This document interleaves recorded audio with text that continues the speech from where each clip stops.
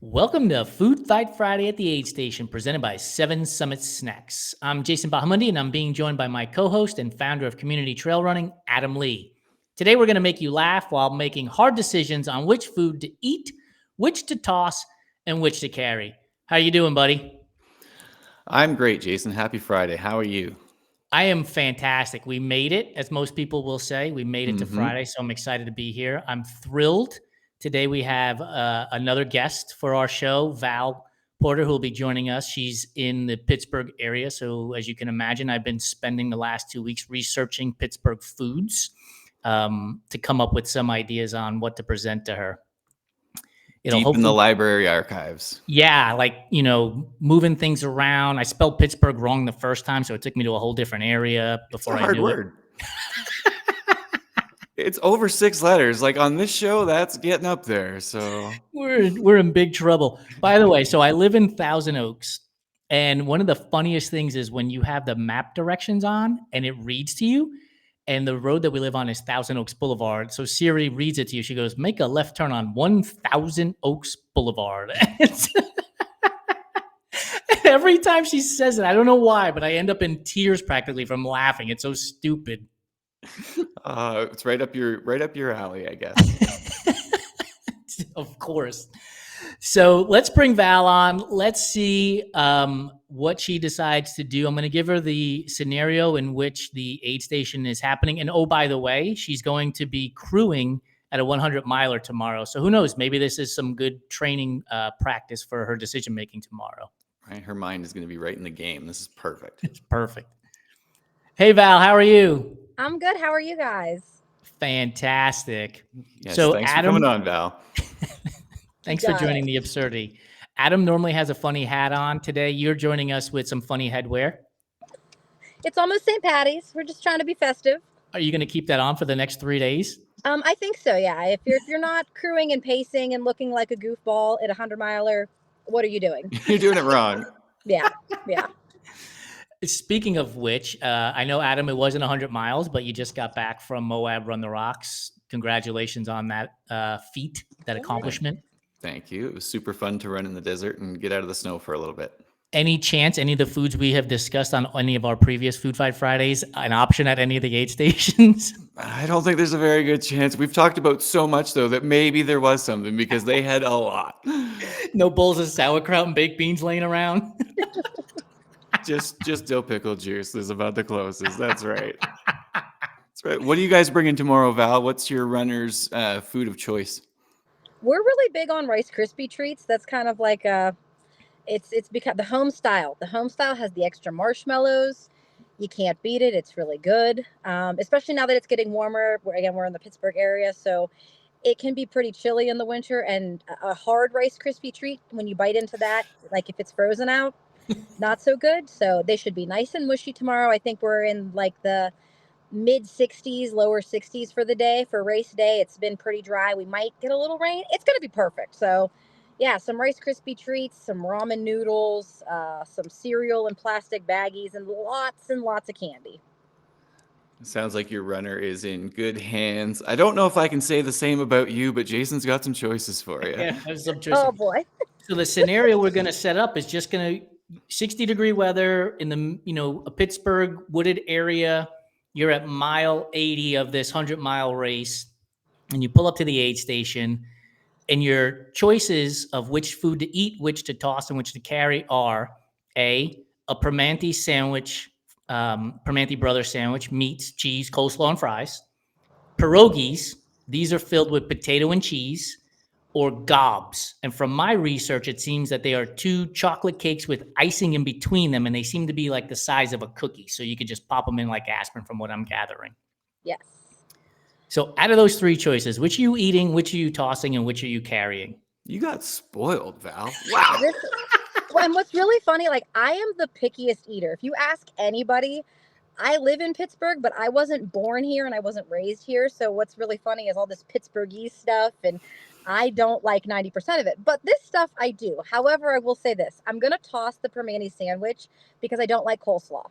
if I can hold the coleslaw, I'm gonna smash the Primanti sandwich all day long because Adam will not allow you to Nope. remove the oh, coleslaw. okay, then yeah, it's got to go because the coleslaw is a no go. That creamy, lettucey, no. It's gross. I'm sorry. I would rather like go pull all of my teeth than have to eat coleslaw. So I'm gonna keep my teeth and I'm gonna toss the Primanti sandwich. Most people would probably be upset with me, but also like, who wants creamy coleslaw at mile 80? Like I don't think that's gonna sit real well either way, especially if it's 60. Like that could be gurgling. No, I'm good. I'm good.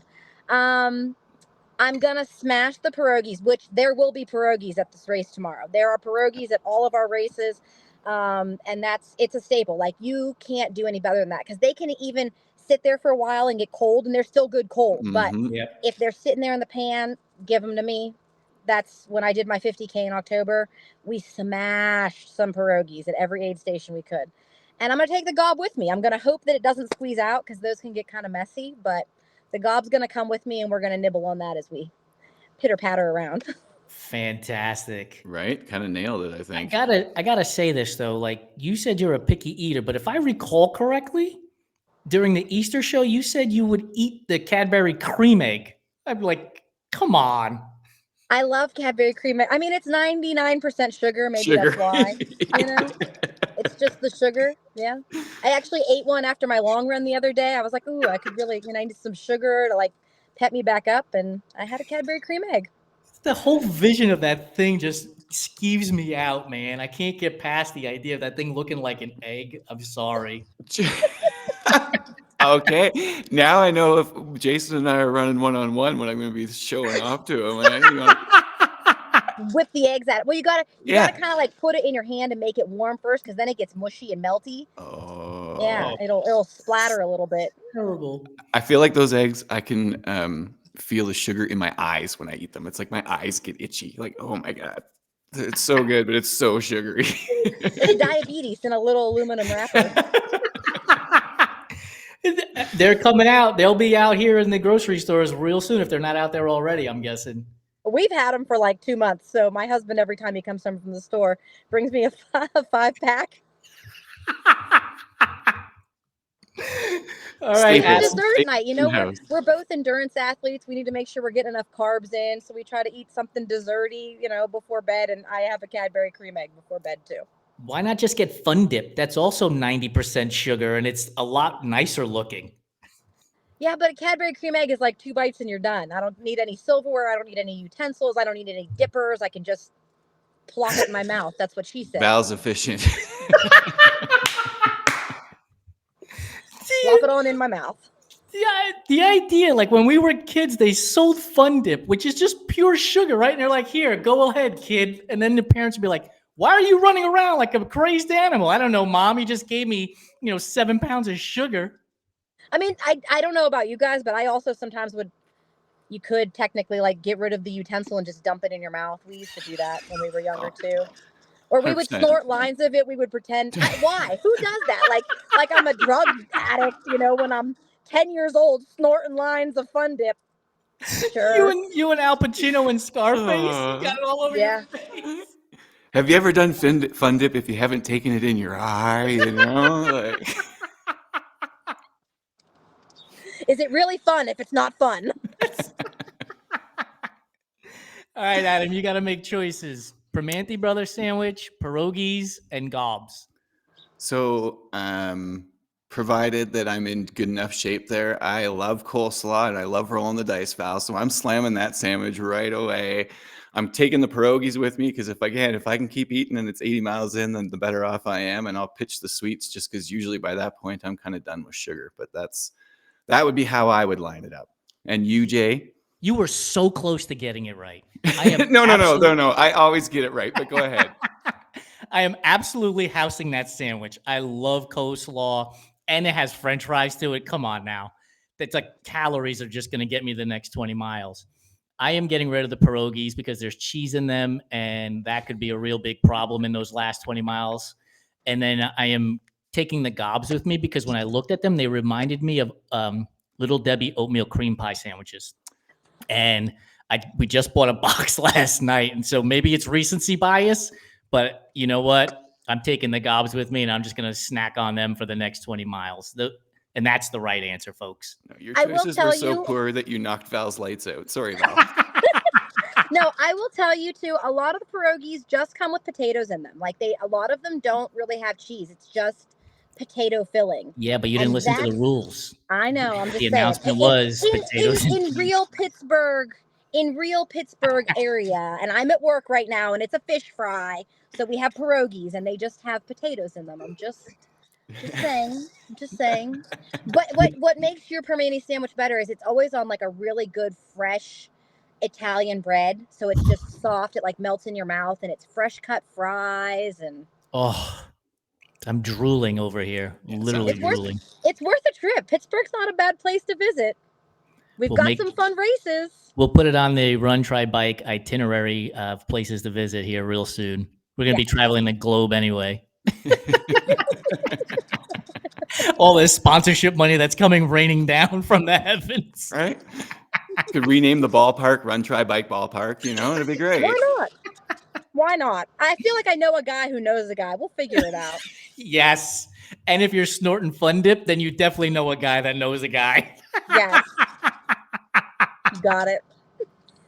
Val, thank you so much for joining us. Appreciate it. Good luck to you and your athlete racing 100 miles tomorrow. Thank you so much, guys. I appreciate it. Bye. Thanks, Val. Bye-bye. All right, dude. So I want to make sure we leave the audience with what you are up to with the Trail Running Film Fest, because it is an amazing thing. Documentaries, series of runners doing all kinds of stuff. And you've been posting on the community trail running pages and your Substack, but let the people know where they can come see it, where you'll be hosting, where you'll be greeting them at the front door. Yeah, they can check out communitytrailrunning.com. We have everything on there under the Trail Running Film Festival tab. Of course, you can go to trailfilmfest.com as well. If you aren't in Vancouver, Edmonton, Calgary, Crow's Nest Pass, Jasper, Canmore, then yeah, check out that website and you can find out if it's in your town. And if it's not, then host the damn thing because it's a lot of fun. But if you're in one of those 6 cities, we're going to hang out. We're starting in a month in Vancouver, Thursday, April 3rd. And then from there, we take about a month off and we'll start lighting up Alberta. So it's getting exciting. And one last shout out to Janine, your partner, who helps you through all of this stuff. I know she's been a big part of getting your shows ready and everything else. So big shout out to Janine, who's up there. And is she in Vancouver? She is in Vancouver. And yeah, she keeps the ship on the water upright. Because if anybody's watched this show, they know it's rocking here. And lastly, for Run, Try, Bike, we have recently announced that rtbawards.com is now live. So if you are a race director or an event organizer and you're looking for wooden awards and podium awards and medals, let us know. rtbawards.com. Adam, thank you so much for joining me again, man. Food Fight Friday at the Aid Station presented by Seven Summit Snacks does not happen without your contribution. And it doesn't happen without Seven Summit Snacks. So thank them big time too. And Jason, as always, it's such a pleasure to see you and hang out. And thank you for including me. You got it. Have a good one, folks. Thanks for joining us.